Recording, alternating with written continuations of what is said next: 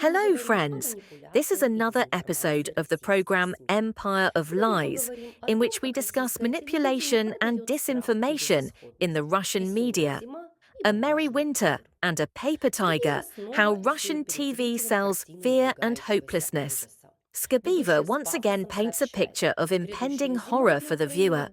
The host pompously announces that the coming winter for Ukraine will be merry, that is, cold, dark and deadly. The probability of a blackout, they say, is 90%. The argument is obvious. Moscow has stockpiled missiles and drones, preparing to deprive its neighbor of light and heat. But behind this apocalyptic picture lies not a military forecast, but pure propaganda. The goal is to convince its own audience that Ukraine's defeat is inevitable, and Europe and the United States will find themselves drawn into a big war. Trump as both a bogeyman and a savior, Donald Trump plays a special role in the rhetoric. He is presented in two images.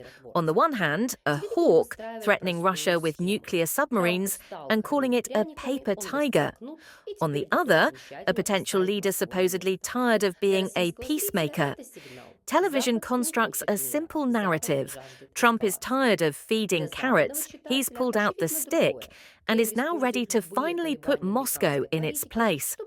For Russian viewers, this is a signal that the West doesn't want peace. The West craves escalation.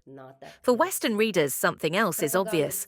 The Kremlin is exploiting any fluctuations in American policy to instill in its own public the idea that Ukraine is doomed, and that a direct confrontation between NATO and Russia is imminent. The pizza index and the rhetoric of power propaganda in the style of Solovyov and Skabeeva always seeks grotesque details to lend credibility. This is how the Pentagon Pizza Index emerged, a fictitious indicator of U.S. military activity intended to prove that America is escalating its strikes, its navy is moving toward Russia's borders, and every day brings a global conflict closer. In reality, this is all about standard military maneuvers, the redistribution of aircraft, and discussions about arms supplies to Kyiv. But the Russian narrative transforms these facts into the image of a gathering storm, where the West has lit the fuse of World War III. Strangle Crimea and break the taboo. The key focus of the program is statements by Western politicians and military experts about the need to strike Crimea. On Russian airwaves, this is presented as proof that Europe and the United States have crossed the line of what is acceptable. Now they are talking not about supporting Kyiv, but about a desire to make Crimea uninhabitable. In the eyes of the Russian audience, this should justify retaliatory threats. But for Europe, it's important to see something else. Such statements are taken out of context, simplified, and turned into a tool for fear-mongering. The goal is to convince Russians that they are facing an existential threat, and that compromise is impossible. So you just heard it. It's truly incredible. We need to strangle Crimea. Make it, Crimea, uninhabitable. Former British Defence Secretary Wallace made a ludicrous statement at that very same Warsaw Security Forum. All of this, of course, fits in perfectly with the general hysteria among Western leaders. The British Telegraph reveals NATO's dangerous plans to deploy an air defense system in western Ukraine, directly on Ukrainian territory, to intercept Russian missiles and drones. A group of high-ranking Western officials openly declares that the operation will be a signal to Putin, a signal that the alliance is ready to risk direct escalation. This provocative initiative is currently being discussed at the Copenhagen summit. The official website of the European Council confirms that the summit will discuss further escalation against Russia under the pretext of violating alliance airspace. There is still no evidence that the violation was carried out by Moscow, either officially or unofficially. There is no evidence that the drones are Russian.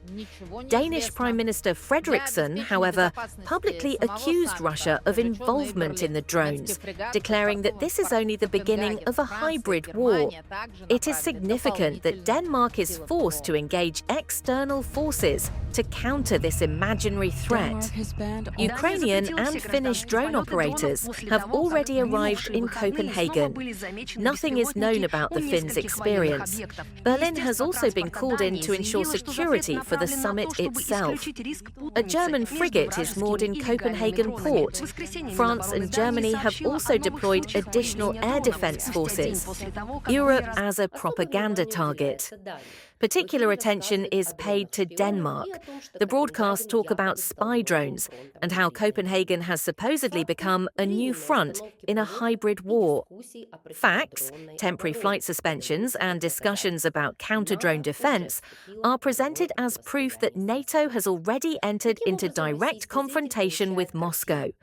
Thus, the Russian viewer gets the picture. Europe not only supports Ukraine, but is itself becoming part of the conflict and therefore a target. Russian talk shows today produce emotions, not information. Their main commodity is fear. Fear of a cold winter, fear of missile strikes, fear of the paper tiger, represented by the United States. All of this is packaged into a narrative that war with the West is already underway and that Russia is surrounded by enemies. This was the program Empire of Lies. See you soon.